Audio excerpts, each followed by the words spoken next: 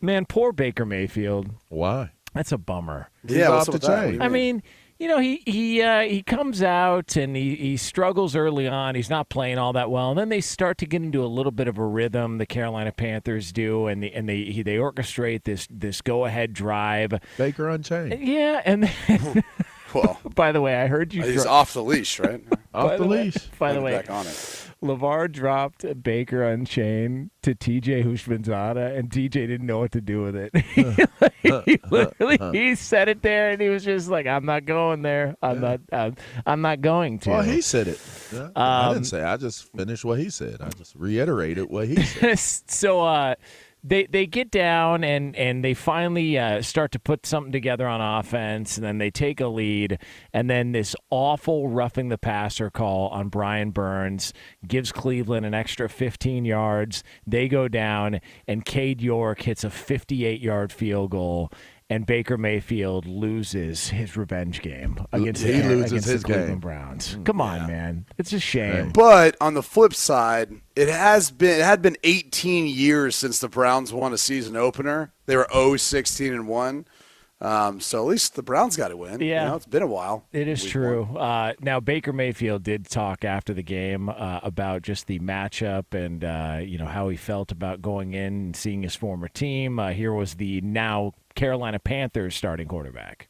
It was good to see some people. Obviously disappointing with the way things finished. Would have loved to have the bragging rights against those guys, but we didn't finish. Everybody made this out to be the Super Bowl, but despite what everybody's going to make this, there's 16 more games. The Super Bowl is not till February, and this is the beginning of September, so a lot of anticipation, but we're going to flush this, we're going to learn it, and we're going to be better. Whoa, hold on. He can downplay that all he wants. Hold on now, Bake. Hold on. He wanted that one. Carolina ain't won they ain't won or lost the Super Bowl in week 1. Can somebody get that man a news flash? Can they update him? Carolina is not in the running for the Super Bowl. Not now. Not this year, Bake. I hate to do this to you, but let's work on winning a game. How about that? Let's not go Super Bowl. Let's just or just more than 5, which has really been the standard for Carolina. Let's go game by game. Yep. Let's go game by game right now. Like, I don't know why Super Bowl is coming out your mouth, man. Like, chain that one up, put that one back in the backyard. Here's the problem. It's been a while since everyone saw the Bills play, and so now people are like, "Oh yeah, we got a shot at the Super Bowl." Yeah, because it's they like, forgot. no, dude, the Bills played Thursday night. Did you see? Did what you not they see looked them? Like? Yeah. Did you not see them? Yeah, that's what you wanted to look Did you at. not see KC? Did you not see that? Yeah, my Did you God, not see man. the Chargers? Oh, and the Raiders, by the way. Yeah. I think you're right about this whole every one of them getting into the playoffs. I mean, they didn't play the greatest, but they didn't play bad. It was a game. I don't know. What did you think of Baker's performance, though? Just early on, did it feel like he started to put it together there towards the end? Yeah, I thought he started to get into a rhythm. But again, like that, he was one of those examples that I'd use of a quarterback who's in a new system with new people he's playing around. He had a nice connection with Robbie Anderson down the field. But I'll be honest with you, like the deep throws are the easier ones as a quarterback when you're new to a system. Like, you want me to go in and take a 7-step drop, throw a deep post, 5-step drop, hitch, throw a go route? That's easy. Seriously, that's easy.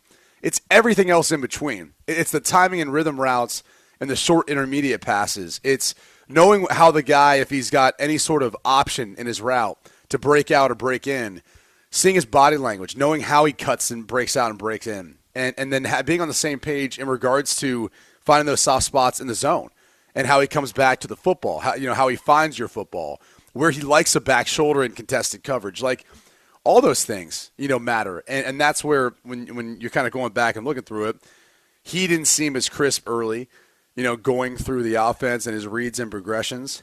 And then he started to find himself kind of get going there. But that's why it's such a tough task when you're a quarterback and you've got to find a new home elsewhere. It just takes time, man. Like, it takes time to become really, what you're hoping that you can be, unless you're a guy like Peyton Manning who you get to bring the offense with you and you get to make everyone else out around you learn your offense and you teach it to them. And then it's just a matter of them eventually getting to your level. And that's obviously not the case here. I don't know. I think that in a game like this, there was going to be way too much made of it one way or the other, whether he played well, whether he didn't play well, whether they won, whether they lost. I thought it was great for sports. I thought it was great for football. Obviously, him returning, Jacoby Brissett being a part of the team that wins the game. So you got a backup. Like this is, to me, like what I took away from it. You got a backup that was good enough to be in the game and deliver the victory in week 1 over the former starter of the team. So what are you saying? That so you're Baker basically got beat saying by a backup? You're basically saying Baker's backup would have beat him in a head-to-head game. You know what I mean? Like, that's the guy who's starting right now. So what does that mean when Deshaun Watson gets back? Can we say this about the Browns, though? That is a talented they're roster. deep. Yeah. They've been deep They're for a while. ridiculous. Yeah, they were deep last year. Well, I'm just saying, you look at their receivers. That I'm just saying, with Amari Cooper now, and with their rushing attack, Kareem Hunt's back. I mean, but the O-line plays a huge factor and all that. Like, they might be able to survive this. Like, if their defense can play that way, and if they can run the football, and then just allow Jacoby to make a few throws here and there, like, they might be able to survive a lengthy expansion and, like, still be in the hunt when he gets back. Oh, and also, if you look, like we talked about the Steelers, they won the game, but look at the injuries they're dealing with. Those are going to impact them all year. We don't know how the quarterback situation is going to go. Based on 1 week, the offensive line improvements don't really seem like they've had an impact in Cincinnati. But I look at a game like this, and if all you're trying to do is just get through, survive, and advance, and if you got to win ugly games like this on 58-yard field goals, all of a sudden, if they're in the conversation by week 11, you've got another month and a half of the season when Deshaun gets back. I don't think it's outside the realm of possibility that Cleveland's got a shot at to win this division. I don't know how sustainable it is to win ugly. You know, as the weeks wear on and the teams get more dialed in and game plans become more and more, I guess, relevant or prevalent to the success of what the team is running, I don't know that making it ugly. There aren't very many teams that have a roster that can make it ugly enough for them to sustain winning that way. But with that being said, if there is a division where that would exist, it'd be the North. It'd be the AFC North where that would defense, kicking field goals, playing field position. But somewhere like the AFC West, it's not going to happen. I think we see some of what it may look like in the NFC West. That one might not be as good as advertised.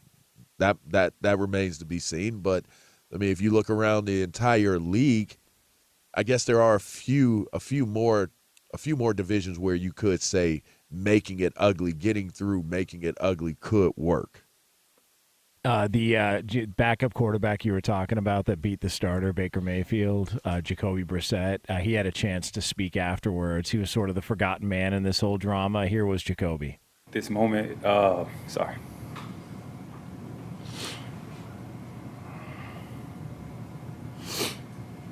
like the build up to this moment is it goes further than for me from being here. A long time coming to get to this point. Were you more emotional at the start of this game than you have been in the past when you started? Probably so. Yeah, I would say so. Just because you have another chance to start? I think that definitely played a lot into it. And like I said, leading up to this, these aren't promised. So you, whenever you get an opportunity, you cherish those opportunities. It's real Good talk. for him, man. Yeah, that's real Good for talk. him. Yeah. He's been put in a lot of bad spots to where when he does get a chance to start, it's not the most ideal situation. New England, Jimmy Garoppolo got hurt after Brady was suspended for the 4 games in Deflategate. Indy. Yeah, Andrew Luck retires on the sideline, and it's like, here, Jacoby, you're the starter now. It's like, go okay. in there and play, man. Like, it's just like, so good for him, man. Like, he's getting an opportunity. Miami. He won a game. Yeah, Miami. Like, if he was basically there, because what the issue Tua was Tua. Did he get COVID, or was he dealing with an injury that Jacoby Brissett was in there? Because I can't quite recall, but the point still resides. I mean, here's the thing is when you get to start some games or even just you started games your entire career, that's why you're in the NFL, and then you kind of are having a hard time finding traction. The older you get, you just learn to appreciate it. Because one day, I mean, when you're not the guy, when you're not on a team, like you realize, like, man, that's special. It really is something special to be able to play the game you love as a profession. And quarterback's so different for a lot of different reasons. But the other is, like, you can't make a transition in your position, really. Like, when you're a quarterback, you're a quarterback. Only one plays. Like, you can't go out there and there's not a bunch of other guys in your position you all get to get on the field or you can rotate in a certain package. Like, it's either you or it's not. And so when it's not you, it takes away from the love of the game because it's not the same experience. But once you get that shot and it's your show, it's the greatest feeling in the world, man. So I'm happy for him. And I do think things will get better for their passing game. Like, we tend to – if you watch the game, it's like, all right, they kind of won ugly. Well, look, it's not like the Carolina Panthers have a bad pass defense. They got a good pass rush, good secondary. Like, that was a good defense they faced, and they found a way to win it. That's all that matters. Yeah, good for him.